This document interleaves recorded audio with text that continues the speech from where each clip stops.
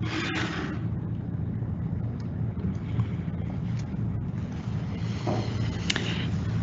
hello and welcome to our Business South Bank webinar today. For those of you who don't know me, my name is Vicky Smith and I'm joined today by Vanessa Pollock from VPTD. Thank you for joining us. If you've seen one of our webinars before, we hope you found them useful during the COVID period, and we also encourage any feedback that you'd like to send us or any topics that you think would be of interest moving forward. Today we're really lucky because we're in the same room, and that's pretty unique, right? Real people, real people. It makes for an introduction with a difference, that's for certain. So Vanessa's presented for Business South Bank before, and we're all really used to her enthusiastic and creative approach to engaging people in the presentation. So we're going to make it a little bit tricky for you today to just be stuck to a screen, but I'm sure you'll do just fine. VPTD specialise in hospitality training and development, and more recently have developed a suite of online training modules, and that's been really well received during the COVID period. But fortunate for us today, we're talking about time management, which is so important now that people are coming back to the office and coming out of isolation. So I'm really interested to hear what you're going to share with us today. Just a little mention, our Griffith University, our digital accreditation will be part of the session today. So you'll get an email to say that you have a time management digital badge, and you can easily follow the links to have that, download it, put it on your LinkedIn profile, include it in your email signature, or however you'd like to use that. So that's a great value add today. We've got a Q&A section there, so if you'd like to ask any questions, we'll try and get to those at the end of the session.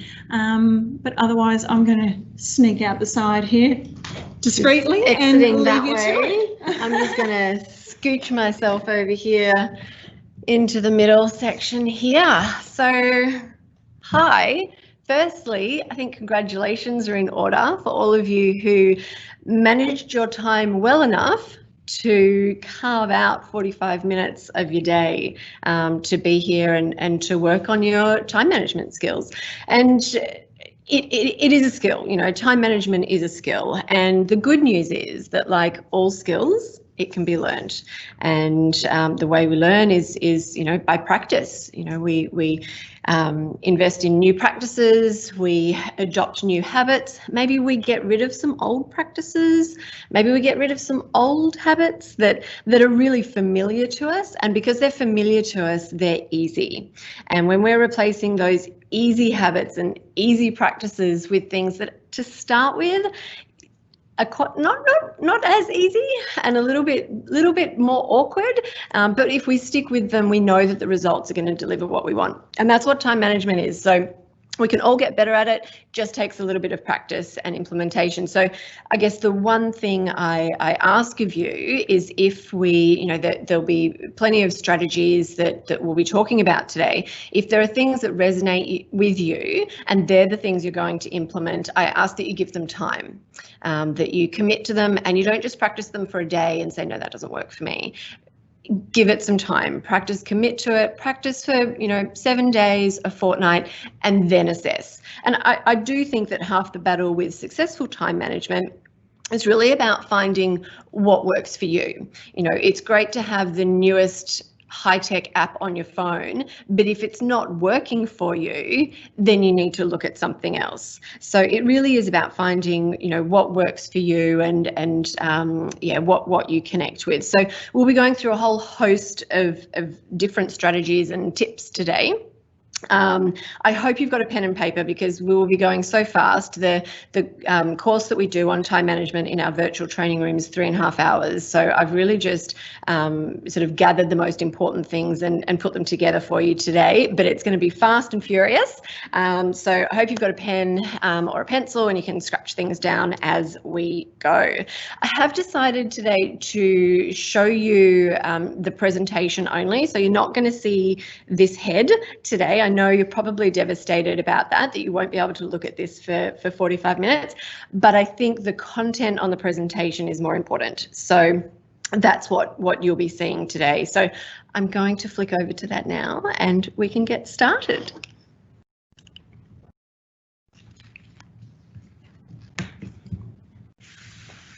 So, okay, studies show that putting effective time management strategies in place, get this, can save you up to 2 hours a day. 2 hours a day. So even if we just use your work week as an example, that's a potential 10 hours a week. Even if we only manage to scrape back an hour a day, that's still 5 hours a week. Like, that is a lot of time. You know, what would you do with an extra 5 hours a week? Learn Italian, you know, you could pretty much be fluent by this time next year, and probably get a good deal on a trip there as well. So think of the extra benefits of actually putting time management strategies into place and using them consistently and committing to them. Well worth the effort. But in order for things to change, you know, you need to change. So some of the practices and habits that maybe you have been used to that seem really easy for you in the moment, you know, maybe some of those things are going to have to change for you. Look, the one thing I can tell you, and I do promise, is that these things work. All of these strategies work. They don't, you know, sort of work or kind of work or perhaps work. They actually work, but implementation is key. So you really need to implement. So I thought I'd start with something a little bit personal, and I wanted to share a photo with you of me taken about 2.5 months ago when COVID-19 hit. So this is an actual photo of me, real lightning bolts coming out of my head. I'm sure some of you can relate out there. So, you know, when COVID-19 hit, my routine was completely obliterated. All my targets and goals just evaporated into thin air. And it was replaced by this sort of manic urgency to stay on top of the news and the regulations and the legislation and the available support packages. And, you know, not just from me as a business owner, but for me as an employer, and me as a tenant, and me as a landlord, and me as a friend, and me as a wife. There were all these different pieces of information, and it was freaking insane. So yes, this is an actual photo of what I looked like at that time. And what happened was that I threw all my time management strategies out the window because everything had changed and everything was different. But after about 2 weeks of looking like this, I realized that I needed my time management strategies now more than ever, because I needed to establish new routines so that I was, you know, finishing each day feeling like I had accomplished at least something, that I was moving forward and that my priorities were clear, and slowly that sense of overwhelm became less debilitating. I'm sure lots of you know what I'm talking about. And I didn't even have to contend with kids at home or husbands working from home or homeschooling or any of those sorts of things. So it has been crazy, but I think with or without COVID-19, it's easy to become overwhelmed. And when things become too much, the enormity of everything we have on our plate just really seems insurmountable. And it's so insurmountable that we have no idea where to start. And so you know what we end up doing? We end up doing nothing because we're paralyzed. We procrastinate and we carry a weight of what we should be doing. You know that weight I'm talking about, the shoulds. You know, you could be doing something perfectly wonderful, but you're thinking about, oh, well, I should be doing that and I should be doing this. And that can be a really heavy weight to carry. And sometimes that weight actually becomes too heavy to carry, and that's when we reach our tipping point. So putting time management strategies in place that have been proven to reduce stress and anxiety and feelings of being overwhelmed. So here's what we are going to touch on today. We are looking at 8 top time management tips. We're looking at 5 steps to getting things done, and we're looking at managing a day with your daily planner, because this is what we want to look like. We want to be able to end the day feeling satisfied. She looks a little smug. Sure, you can go with smug, but we want to end the day, you know, feeling that we've been productive and that you know, our priorities are in order. And even when a day goes pear-shaped, which it will, we feel like it's a day and it's not our life. So let's have a look at something that I want to share with you. Firstly, just about this term that we use, busy. So I think we can often mistake movement for achievement. It's like sitting in a rocking chair. There's lots of movement, but you're actually not getting anywhere. And there are two types of busy. There's organised and purposeful, but then there's that crazy, manic, never have a day off type of busy. And we tend to equate busy to a sense of importance. We can think that, especially when we're in a leadership role, well, we're meant to be busy. If we're not busy, we're not doing our job properly. So I think sometimes when we say, oh, I'm so busy, it almost equates to I'm so important or I'm so indispensable, and we wear it a bit like a badge of honour. But in reality, I'm going to get really real, it just really demonstrates a lack of priorities and a lack of commitment to your own self-care. So I think in turn, we end up teaching that to our teams. And as leaders, I believe that we've got a responsibility to our teams, and especially the young adults that might be, new to the workforce. I think we've got a responsibility to demonstrate how to build sustainable careers. And part of that is managing your time effectively. So wearing busy like a badge of honour, well, I think that myth is just going to be busted right here, right now. The only person who can manage your time for you is you. And people can pile work on your plate, but you set your own boundaries, you set your own priorities, and you choose to implement or you choose not to implement strategies that maximise your time and productivity. So here are some stats that I always find quite astounding. So scientists have discovered that if you keep more than 4 meaningful things in your head at one time, you will sub-optimize your performance and focus. 4. That's not a lot. I think at any given time, we all have a hell of a lot more things in our head than that. But this is from a fairly recent study. So the trick really is to get things out of our head if we don't want to sub-optimize on our performance and focus.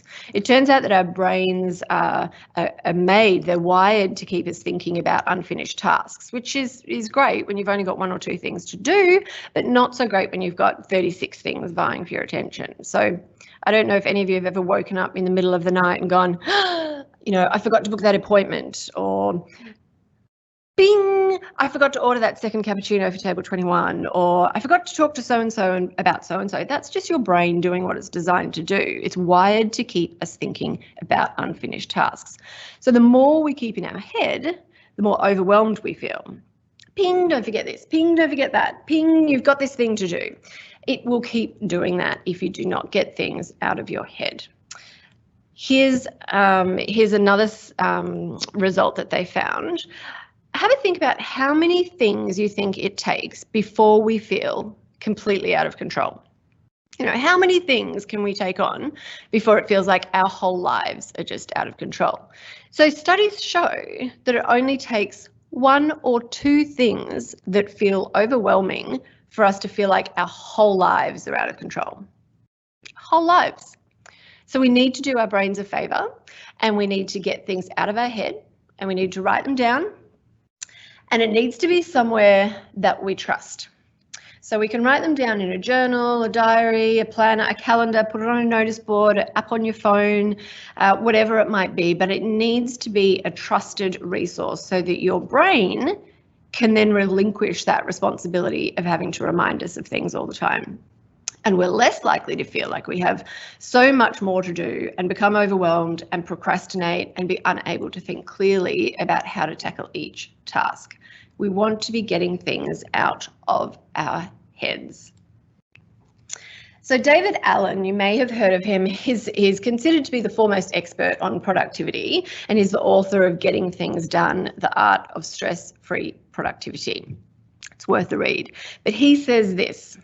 He says, your mind is for having ideas, not holding them. Think about that. Your mind is for having ideas, not holding them. It's designed to be creative and problem solve. It is not designed to be a storage unit of all the things that you need to do in a day. So allow your brain the space, give it a fighting chance. Get things out of your head so that your brain is clear to handle all those unplanned things that are likely to arise on any given day, but you're able to handle them clearly and logically because your brain is not full of all the other things that you really should have got out of your head and into your planning resource. Your mind is for having ideas, not holding them. I say that a lot, mostly to my husband. So 5 things to getting things done. This is an abridged version of the GTD method, which is David Allen's Getting Things Done methodology. So if we're feeling behind the 8 ball, like there's just not enough time, we're overwhelmed, or if we just want to ensure we are being as productive as we possibly can and maintaining the momentum to move forward and take each steps, here are the steps we can take. I'm going to go through them fairly quickly here. Step number 1. We want to capture what has your attention. Collect everything. So get a pen and a piece of paper or an in-basket or a voice recorder or whatever floats your boat. For me, it would definitely be a pen and piece of paper, and just write everything down that has your attention. The things that are on your mind, the little things, the big things, the personal things, the professional things, all your to-dos, all your projects, all your things to handle or finish, write them down. This step alone, for me, when I do it, is such a light bulb moment. You know, as I mentioned earlier, just 1 or 2 things that feel overwhelming can make us feel like our whole lives are out of control. So doing this exercise really sort of grounds you and can make you realize that although you think you've got so many things that you have to do, there's probably only a couple of things that are really the issue. So step number 1, we want to capture, collect everything that has your attention, write it down. Step number 2, we want to clarify. So clarify what each of those items on the list really means. Is it actionable? If it's not actionable and you can't do anything about it, file it. If it is one thing, like one action, then it's a task. If it needs multiple actions, then it's a project. And if it's a project, you want to write down all the steps involved. If we can verbalize what the next step is, that's what allows us to move forward. You know, we don't need to see the whole staircase, we only need to see the first step. So that is what can give us the momentum to move forward. And breaking those projects down into smaller tasks helps us to find the direction that we need. You know, taking just one step towards something often makes it just feel so much more manageable than it did when it was a project and seemed like it was insurmountable.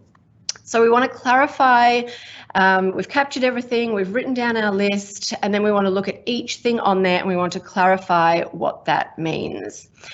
If it takes less than 2 minutes, do it now. If it's less than 2 minutes, do it now. I've had so many people report back who we've been talking about this, the 2-minute rule with, and that rule alone sort of has really changed the way that they operate and the way that they lead and led them to be more productive. So process what each of those points means. If it's less than 2 minutes, do it now. Don't let it pile up. Step number 3. So we've captured everything. We have clarified what everything means. Now we need to organize each of those points. We need to put each point where it belongs. And there are 3 options here. We are going to diarize it, delegate it, or we're going to ditch it. So if we're going to diarize it, it's something we're going to schedule in our diaries or our planner or our calendar. We're going to make a day and a time, and we're going to make a deadline, because nothing is more motivating than a deadline. Even if we create that deadline for ourselves, create that deadline, diarize it. So we're going to diarize it. Maybe we can delegate it. Really think about that specific item. Sometimes we consider a project and we think, oh, well, I can't possibly delegate that. That's my project that I have to do. Maybe that's the case, but you've broken this down now. You've broken your project down into tasks. Now that you can see each of those tasks more clearly, maybe some of those tasks can be delegated. So your project may not be able to be delegated, but the tasks that make up that project, some of those things may be able to be delegated. So do you need to diarize it? Do you need to delegate it? Do you need to ditch it? You know, maybe you've got something on your list that is on your mind and taking up space in your mind, but you can't actually do anything about it. And if there's nothing to do or nothing that you can do, maybe you just need to ditch that. Or maybe you've discovered something on your list that's actually not important in the scheme of things, and it took this process for you to see that. I always come up with new bright and shiny ideas, and then I do this exercise to clarify, and I'm like, yep, well, that's a new bright and shiny idea, but is it actually going to get me where I want to go? Is it worth me investing my time in? And sometimes the answer to that is no. So we ditch that, and it is no longer taking up space in our heads. So we diarise, delegate it, or ditch it. Step number 4, are you still with me? Step number 4, we want to reflect and review frequently. So if you have diarised, you need to be making sure that you are looking at your diary or your daily planner on a daily basis. You know, you really should be looking at that first thing in the morning and last thing before you finish your day. So we need to review frequently. If you're working on projects, you might have a different resource or tool that you're using to manage your project as opposed to managing your days. There are some great apps out there. It could just be a board, but it's something you might be more managing as a team. So those sorts of things you might look at daily or weekly, but the key is to review frequently. We've captured everything, we've clarified what it means, we've organised it, we need to make sure we're reflecting frequently, and then we just need to engage. We need to do the stuff. It only works if you then do the stuff. So we're using that trusted system, whether it's our planner or our diary, whatever system it is that we're using, but again, it has to be trusted.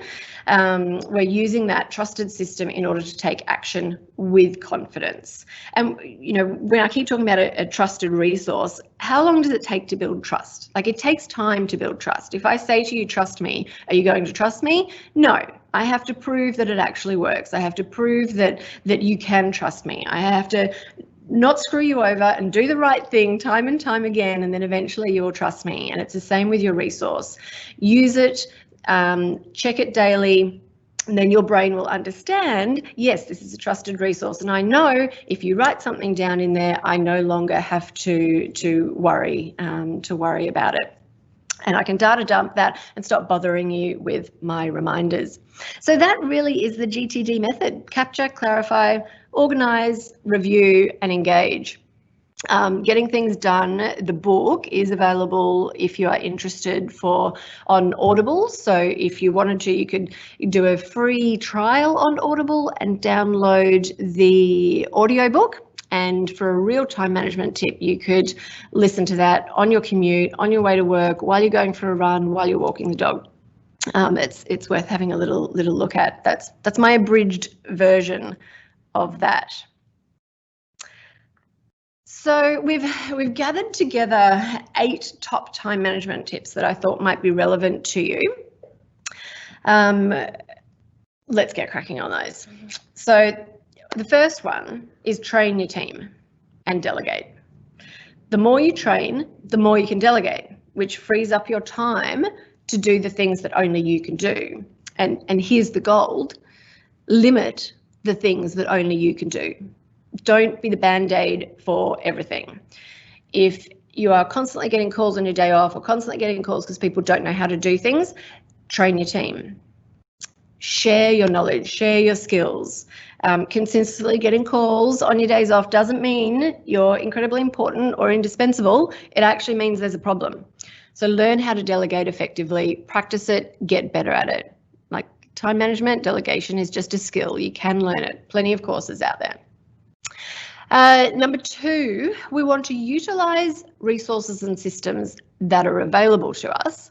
And if we can't find any that are available to us, we need to create resources and systems that are going to tackle the issues that you're facing. So often we can spend time creating policies and resources and checklists and spreadsheets and all those sorts of things when many of those things have actually already been created and they're available to us either through our own network or on the internet. Oh my God, there's just so much free stuff out there on the internet if you look. So seek out resources and tools that are freely available to you before you decide to invest your valuable time doing it. with COVID safe regulations, I've seen so many managers in hospitality spending time creating spreadsheets and data systems to collect guests' information so that they can comply with the COVID safe regulations. And there are just some great free apps out there specifically created for that purpose that you've all got access to. So firstly, we want to make sure that those resources and systems don't already exist. Save yourself some time. Secondly, if there are ongoing issues that are sucking your time, that's when we need to create those resources and systems. If you're struggling to reduce your hours, what systems might help? What things can you put in place? If you're constantly getting calls about a particular problem, create a resource or system that is actually going to solve that problem, whether it's a checklist or a procedure. But think long term, think creatively, and think about longevity. So we're utilising resources and systems. If we can't already find them, we're creating them. Number 3, emails. Emails, am I right? One-touch email rule. So try and touch each email only once. Your inbox really should only have items in there that you need to action. So it should have 10 or 12 emails in there. And I'm guessing that some of you have probably got more like 50 to 100. Use your email folders. Create appropriate folders to save emails on various subjects or various people, whatever works for you. But don't use your inbox to store. Read the email. If you need to respond, and it'll take less than 2 minutes because that's the VPTD method, then do it now. And then file it in the appropriate folder or delete it. And then it's gone from your inbox. If it requires further action, then you want to diarise that action. Schedule it in your planner.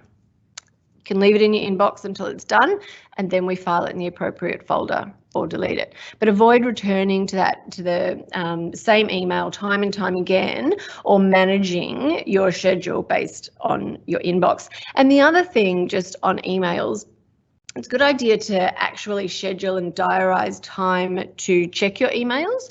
So it depends on your job description and what role you're in. But for many of us, it is quite okay to be checking our emails once or twice a day. And that might be from 9 till 9:30 in the morning and from 2 till 3 o'clock in the afternoon. They're the designated times where we check our emails. Obviously, if you're in sales, you're probably going to have your emails on 24/7. Certainly, if you're in events, you want to see those emails coming in because you need to respond. But, just have a think about it and think, maybe this is an area where you need to set those boundaries. Maybe you need to let your colleagues know that, hey, I'm making an effort to be more productive and I'm only going to be checking my emails twice a day. So if it's urgent, flick me a text or give me a call. See what might work for you. But at the end of the day, aim to touch emails only once. Clear your inbox as much as you possibly can. It's mental clutter that you do not need. The third time management tip is make sure that your meetings are productive. Make sure that you start on time. Make sure that you finish on time. And make sure that your attendees all know the boundaries and ask them to ensure that they come prepared. Have an agenda. Make sure you've got a solid agenda and stick to it. I think we've all got that person in a meeting who'll try and railroad our meeting and things go completely off track and we end up, spending an extra half hour in the meeting than we had planned. So prepare a kind of a go-to phrase if that's happening to you, something that respectfully just brings your meeting back on track, Hey John, yep, that's definitely worth discussing. It's not tabled for the meeting today, so let's make a time to catch up and circle back to it. But we'll get back to the agenda now so we get out of here on time. You've been respectful to John, but you've also brought it back on track. So have something prepared so that your meetings are productive and they're not running over time and you're not wasting time in meetings. And now we all know about Zoom and everyone's used to that. So wherever you can, that's a time saving, keep your meetings on Zoom if possible. Saves you time going from one place to the other and doing all that, the little chit chats that can happen when you're in a room together. It's not always going to work, but I think it's a good thing that might come out of COVID-19. When you've got your team in the meeting and you're talking about perhaps things that need to be actioned and things that need to be done, make sure your team diarises as you discuss. help them to have good time management skills, because the better their time management skills are, the easier your life is, the less time you're going to spend chasing them up and reminding them about things. So encourage them to diarise in your meetings, like watch them do it, and share your time management techniques as well. Share things that you've learned with them, help them out. Number 5, chunk your time.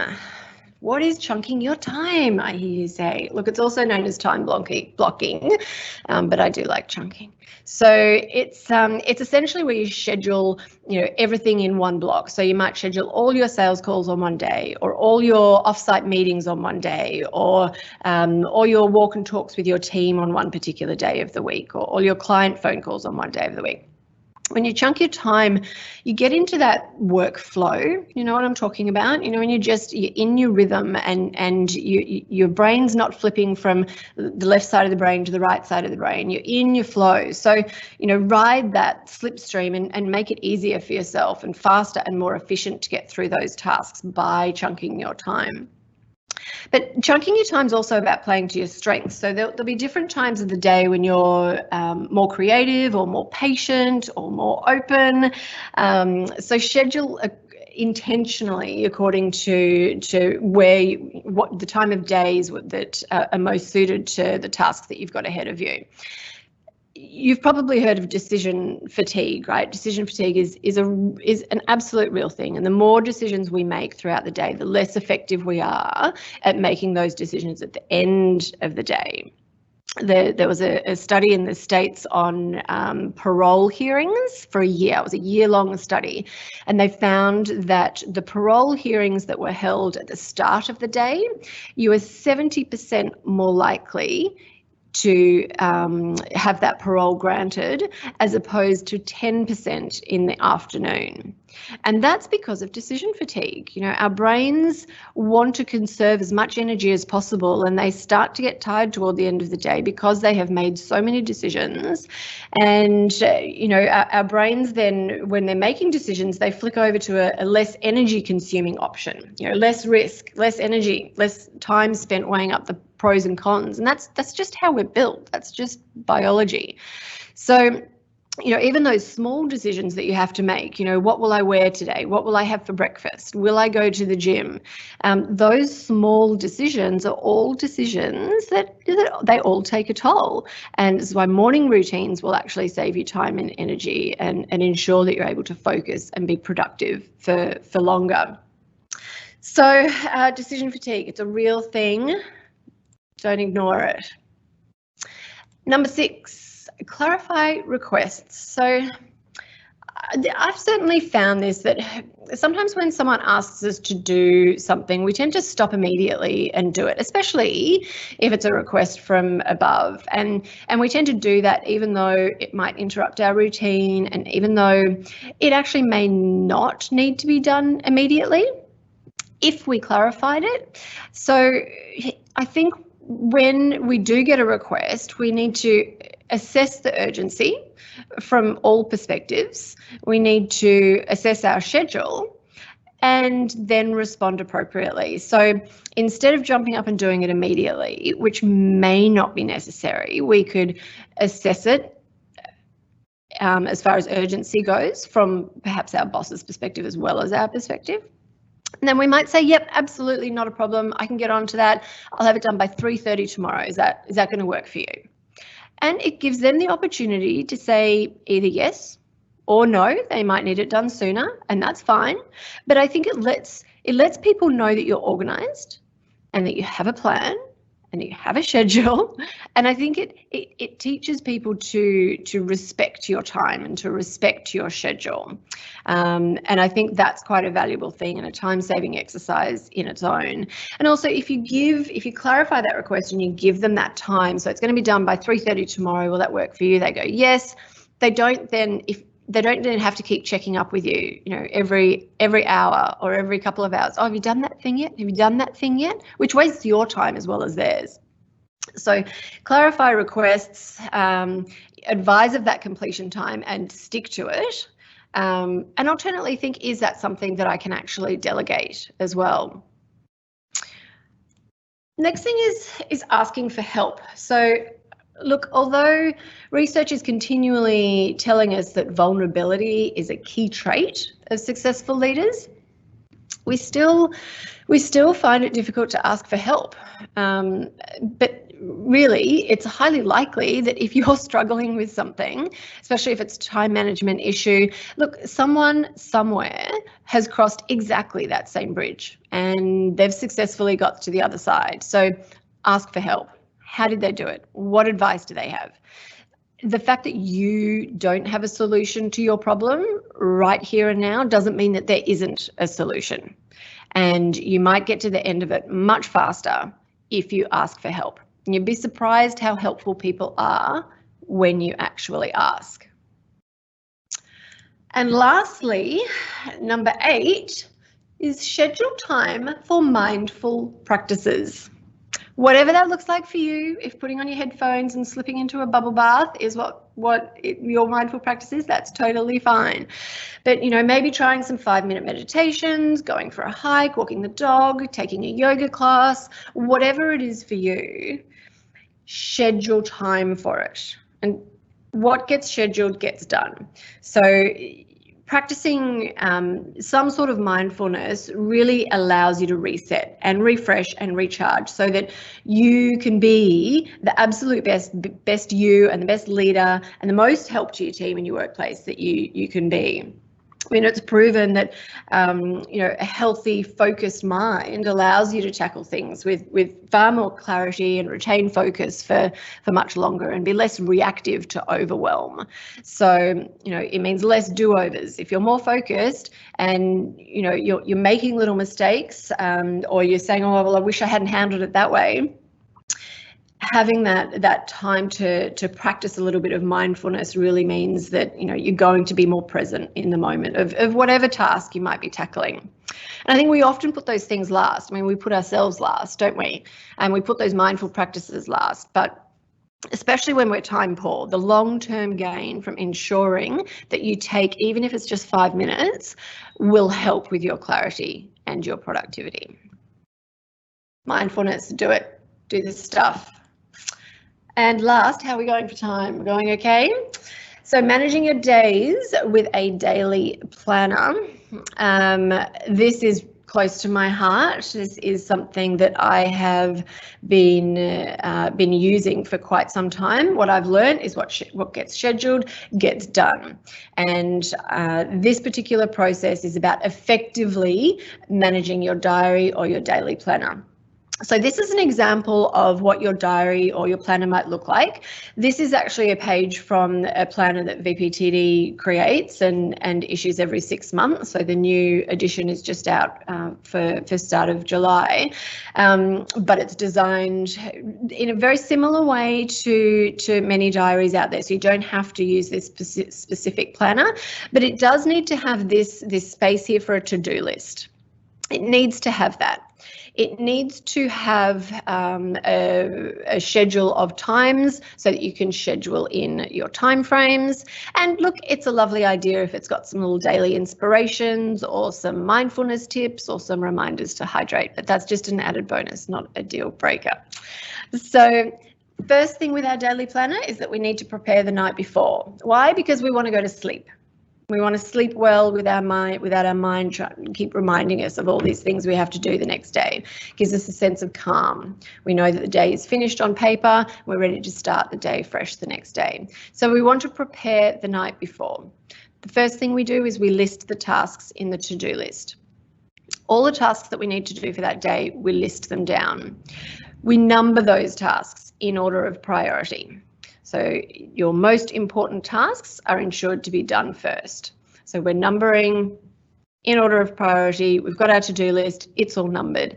And then we schedule, starting from number 1, we schedule those tasks in. I used to not schedule my tasks in. I used to do the list and I used to number them and I used to start at number 1 and work my way through it. And what I would find at the end of the day is that I still had 100 things on my to-do list and I ended my day feeling disappointed, and feeling like I had failed and like I was never going to get on top of everything.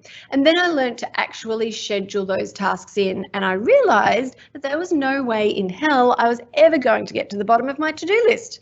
And feeling disappointed at the end of every day is not sustainable practice. Schedule your tasks in, list them, number them, schedule them in. Throughout the day, as we achieve things and as we do things, we highlight them and cross them off, because we get a hit of dopamine every time we do that. You know, that real feel-good chemical that is released every time we hit a milestone or a little micro goal, and it's designed to keep us going. We feel good because we've crossed something off, and it prompts us to move forward to the next one and to the next one. So we're crossing things off as we go, and we're remembering to schedule for hijacked hours. Hijacked hours are, you know, when your boss comes in and randomly hijacks time from you because they want to talk about XYZ, or maybe your staff, you know, something's gone wrong with your staff, you will see a pattern and you'll know how many hours a day, roughly, are hijacked. Schedule for them. If you know it's 2 hours a day, schedule for 2 hijacked hours a day. If it's 3, schedule for 3. Schedule for hijacked hours because they're going to happen. And lastly, with that, it does need to be a trusted resource, okay? Which means you can't write things in your diary and then not look at it for a week. You can't write things in your planner and then not reflect back on it daily throughout the day, when you start, when you finish. Lastly, quickly, have I got time to go through this? Yes? Yes, I'm looking for help over here. Lastly, there are a couple of tools that save time for me. So I suffer a little bit from procrastination and distraction. I like shiny things and I do tend to procrastinate. So this is the Bear Focus Timer. It's an app on your phone and it's based on the Pomodoro method. The Pomodoro method is where you work in blocks. So you might do a 25-minute block, have a 5-minute break, and you might do that 3 or 4 times and then have a longer break. So with the Bear Focus Timer, you set it. So I normally set it for 25 minutes with a 5-minute break. I turn my phone over. It plays me some lovely white noise, you know, rain, waterfalls, etc. And when 25 minutes is up, he will go and remind me that 25 minutes is up and I'm allowed a break. What I find is that it doesn't stop my mind from wandering. I might be 20 minutes in and my mind will still say check Instagram, or maybe there's a sale on at that shop I like, but I will look at my phone, I will see that I've got 5 more minutes to go in that block, and I know I've only got 5 minutes for a break, so I just keep going. This app does cost $3, but I think it's $3 well spent. I would literally pay someone to stand there and just tell me to just keep going, just keep going. You can do it when you're cleaning the house, whatever it might be, you can use that. The other app I use is the screen time setting on my iPhone. So you can set limits for your social media and it will block you out of social media or entertainment if you have spent more than your designated time a day. So if you only want to spend an hour a day on social media, set it for that. The other one to mention is called AYOA, AYOA, and it's fairly good for managing your projects, breaking them down into tasks and then distributing them amongst your team. Used to be called Drop Task, which is a much better name, but now it's called AYOA, and that's a free app. You can do more with it when it's paid, but it's potentially worth having a look at. I still prefer pen and paper, but that's me. There you go. So that's it. Hope you're all still there. We went through 8 top time management tips and managing your day with a daily planner, and we learnt that your mind is for having ideas, not holding them, right? So really learning is about a change in behaviour, not just a change in knowledge. So we need to do the stuff, you know, we need to do the stuff. That's where the magic happens. Right. You get to see our lovely faces again now. Hi. Just switching over. There we go. Ta-da, I'm back. We're all back. Thank you so much, Vanessa. That was awesome. Can we just check if we've got any questions? Oh, yes. So Serena, let's have a little look at Serena's that. our magic tech fairy. She's going to have a look for us. I'll put my glasses on again because I won't be able to see anything. Let's have a look. I know one of the stand-up meetings, great. Yeah, that's a good question. Yeah, so there's a question there. What are your thoughts on stand-up meetings? Love stand-up meetings. So we talk about walk and talks. So it might be a 10-minute walk around the block with one of your team members. You know, you've got oxygen flowing. People might feel more comfortable talking about things outside of your workplace, and it uses the left and the right hand side of your brain because you're out, you're looking at things, and you can think more creatively, and you can be more open to feedback as well. So, you know, we really encourage leaders to have at least 2 walk and talks a week with their team members. So depending obviously how large your team is, but you know, if you've got a management team of 4 people and they're all doing 2 walk and talks a week, which is only 10 minutes, like it's nothing. But you know, I'm a big fan of the stand-up meeting, and I think it's good for you too. Yeah, it's good for you. It's time effective. It works. Yes. Absolutely. And if you're not doing those meetings because you think I don't have time, you're probably going to see issues come up that later down the track, which are harder to resolve, and they really could have been resolved had you taken that time to do that quick walk and talk and touch base with your team members as well. So short-term sacrifice, long-term gain. Fantastic. Yeah, I think it's so awesome, some of the things that you've said to us. Oh, we've got another question. So we've got a couple there, actually. Says, what planner did you use? Oh, what planner did you use? Well, look, that particular planner is our VPTD planner. So I don't know if you can see that or not. So I have always used diaries, and I've kind of used that system, and I found was struggling recently to find exactly what I wanted. So we created this particular planner. It is available on our website, and there's little daily inspirations on there. It is built for hospitality leaders, but you know, I think we all need to know when International Cake Day is. I think, like, you know, I mean, that's not going to hurt, right? That's not going to hurt. So yeah, there's lots of little bits and pieces in there that are really cool, but there's daily inspirations, there's little tips on leadership, and of course, yeah, all those important days as well, and reminders about mindful practices and we'll hydrating. Make sure that we share the link so people can connect in and grab that planner. That's $34 on our website, and you can pop in and pick one up. Just let us know. Perfect. Okay. Yes. Oh, here's another question. So it says, whenever you hold a training session, always reduce the aircon. Oh, that's Janine's talking about you. You make your room particularly cold for a training session. Is that a strategy? It's not a time-saving strategy. It's a retention strategy. So when people, you know, if they're cozy and warm, it just, you know, your attention span's not quite there. So yeah, we do. It's a Tony Robbins trick. I've got to.